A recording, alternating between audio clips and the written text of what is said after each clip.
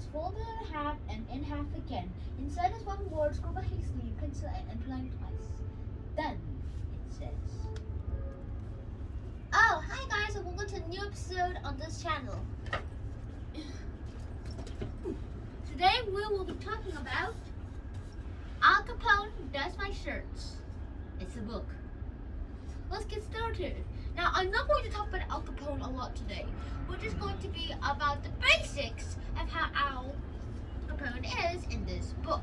I mean, everything is a bit awesome and nice in this story, but all I'm saying about Al is that he is awesome. For a criminal, that is. Al seems to, well, first of all, this is not a book about Al Capone. It is a fictional book that does a lot of things in a lot of ways. This is the book where a guy named Moose Flanagan and his family moved to Alcatraz. Alcatraz. Correct, Alcatraz. And that is how it seems to work out for the whole day long. And then again, he doesn't really like Alcatraz because it's the place where they got the most famous criminals of all time. Machine Gun Kelly, Roy Gardner, and of course, Al Capone! Scared? Yeah, you should be. And all of this is just the basics. Now that we know the basics of Al Capone, we can now get into the best parts of this book. The start. Moose Flanagan doesn't really like his new school, and also he met Piper Williams, the daughter of the warden, and then the Piper Williams decides that they need to do a lot of schemes. So he does a lot of them, so much in fact that he might as well be a criminal. And all these schemes technically do make him look like a criminal, no matter how he likes it or not. It just seems that this is just one of the ways that we can get a lot of things in the world. I mean, he really wants to meet Al Capone, so why doesn't he meet Al Capone? Because it's illegal to meet Al Capone. Only relatives of him can meet Al Capone. And it's so easy to give him a letter if you just give it to the daughter and tell him, did you put this in the censored part? Yeah, that's the only place. That's the only place where Al Capone can read his letters.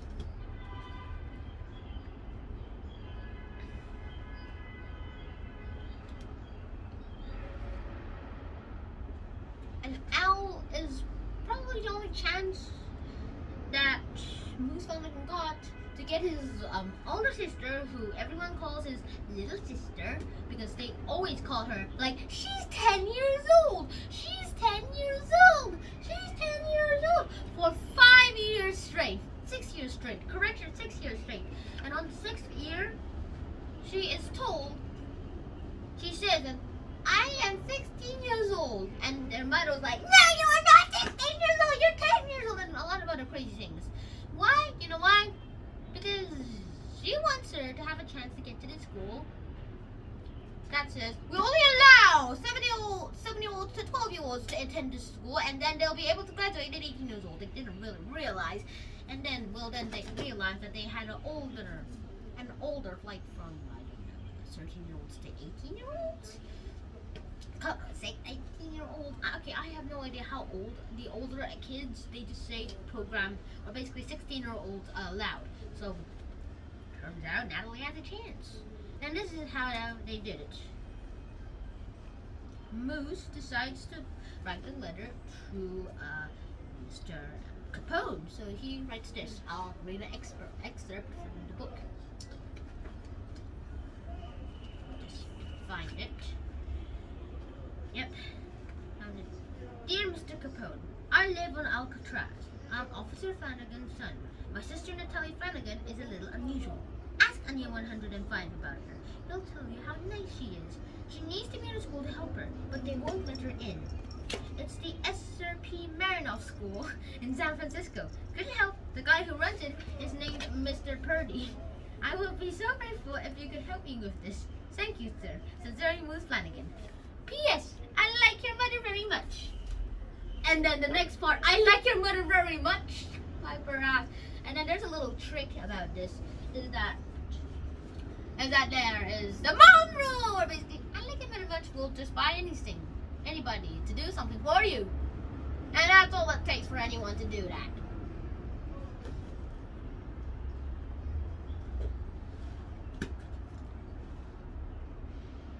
And then that's how the program started. And one day, in the laundromat, Al Capone sends a note to Moose Flanagan. It's scribbled with pencil and says, "Done." And that's all it takes for Al Capone does my shirts. And that's actually the last word. That's actually the last word in this book.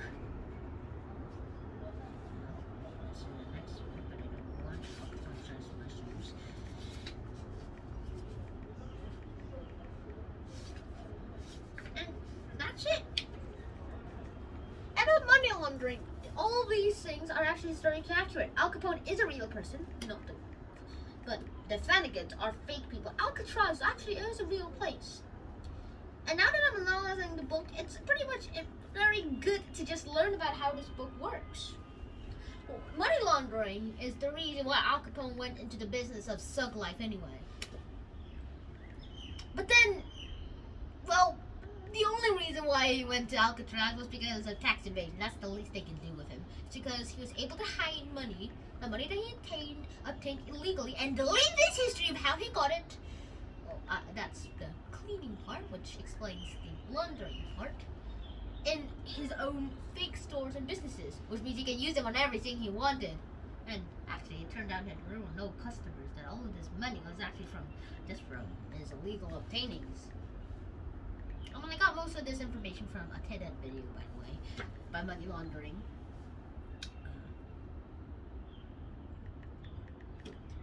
And it also seems that, according to the author notes here, it turns out Alcatraz, today we might be very surprised to know that Alcatraz was home to many children, and most children actually had their whole childhood there.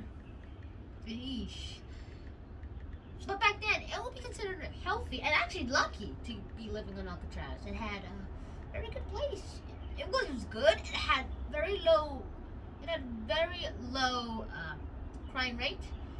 It had almost no traffic, and it turns out that no one locked their doors. They locked their gates but not their doors because they said every criminal on this island is locked in our jails. I mean, this is not like the old Australian criminal prisons, but still, it's something to be worried about. But we don't worry about it anymore.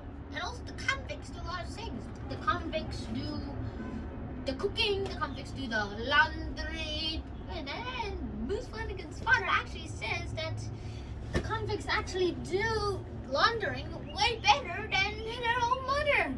And all of this just turns out to lead into just one man, Al Capone, to help solve all the world's problems. And that's all I can say about Al Capone does my shirts. So yeah, that's it for the video. I hope you guys enjoyed this episode. And if you guys did enjoy this episode, please like, share, and subscribe to this channel if you haven't already. And I will see you in the next video. Click on the cute cat to subscribe. I'm kidding, I didn't put the link there. Bye!